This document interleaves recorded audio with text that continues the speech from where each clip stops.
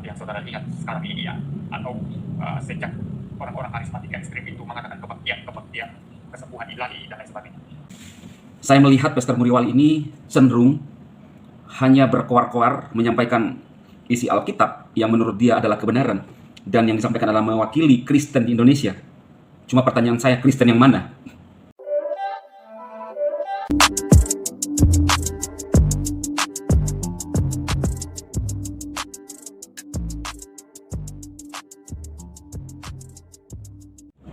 Halo saudara-saudaraku yang kekasih di dalam Tuhan Yesus Kristus. Saya Dema kembali menjumpai teman-teman dalam channel Pastor DHI. Saya berdoa teman-teman selalu dalam keadaan yang sehat. Sebelum saya lanjut kepada pembahasan kali ini, teman-teman ya, mari kita berdoa sama-sama. Tuhan Yesus yang baik, kami datang kepadamu bersama umatmu yang ada di media sosial, di Facebook, di YouTube, dimanapun Tuhan saat ini berada. Hamba-Mu berdoa yang mengalami sakit penyakit hari ini, Tuhan sembuhkan. Yang mengalami masalah, Tuhan beri jalan keluar. Masalah keuangan, Tuhan Engkau nyatakan kuasa mujizat-Mu buat hamba-hamba-Mu. Kami percaya bahwa Tuhan kami di dalam Yesus Kristus adalah Tuhan yang memberi solusi, yang menolong setiap orang-orang yang percaya kepadamu.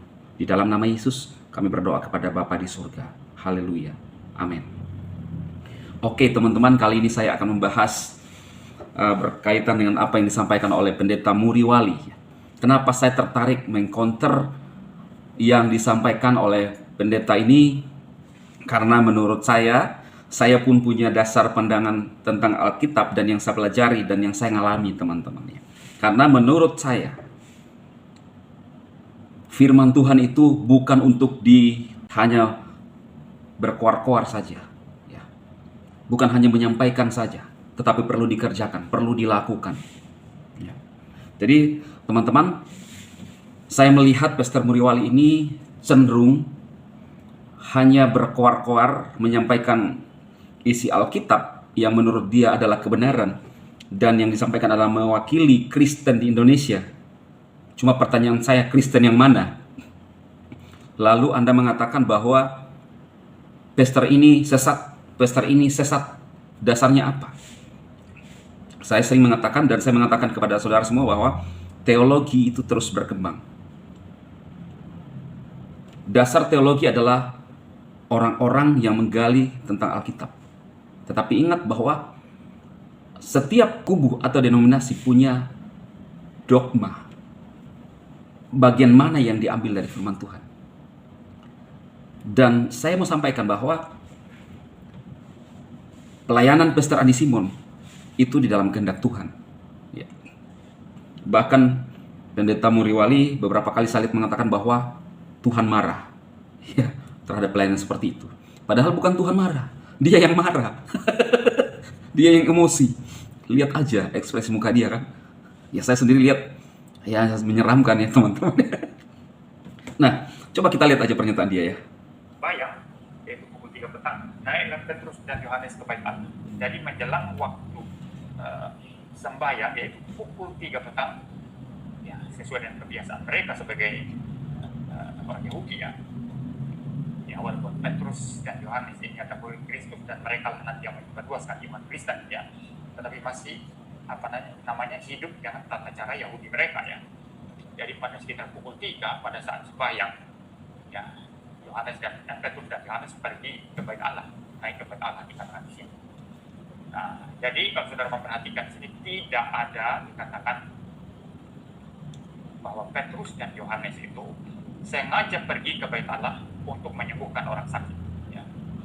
Seperti yang saudara lihat sekarang ini ya, atau sejak orang-orang karismatik ekstrim itu mengatakan kebaktian, kesembuhan ilahi dan lain sebagainya.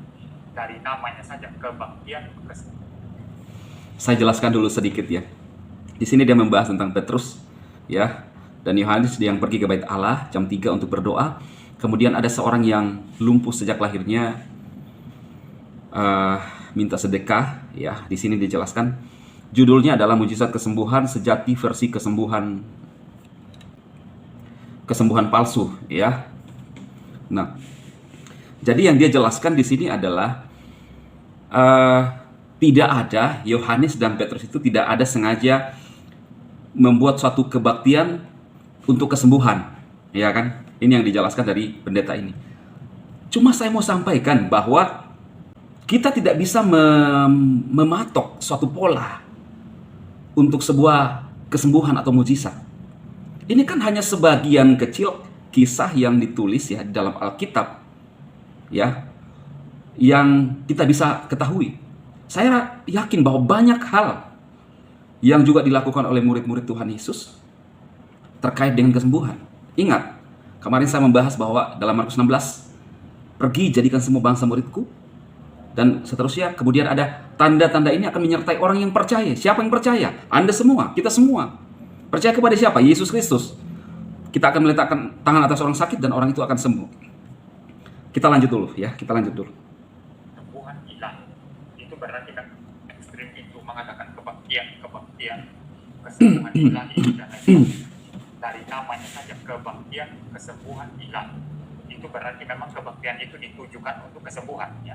Tetapi kalau saudara memperhatikan di seluruh Alkitab, baik di dalam Perjanjian Lama maupun di dalam Perjanjian Baru, tidak ada yang namanya mengumpulkan orang untuk kesembuhan. Tidak ada yang namanya kebaktian khusus kesembuhan. Saudara tidak mendapat itu dalam Alkitab. Maka dia mengatakan bahwa dari namanya saja kebaktian kesembuhan ilahi. Saya tidak tahu kalimat mana yang dia maksudkan. Apakah pernah Pastor Andi Simon menyebutkan bahwa ini adalah kebaktian kesembuhan ilahi? Karena dia tidak tampilkan di sini ya. Saya juga belum melihat kalimat yang dibuat Pastor Andi Simon.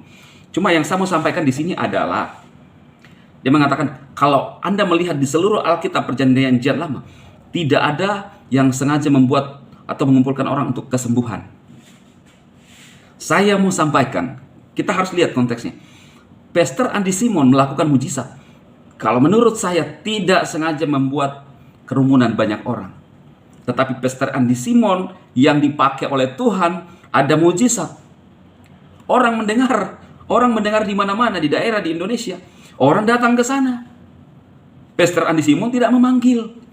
Bahkan Pastor Andi Simon sempat bercerita, ternyata Pendeta Esra Soru juga katanya sempat datang ke Geraha IHS di Kalimantan, di Balikpapan, dan tidak direspon oleh Pastor Andi Simon. Karena memang tidak disengaja.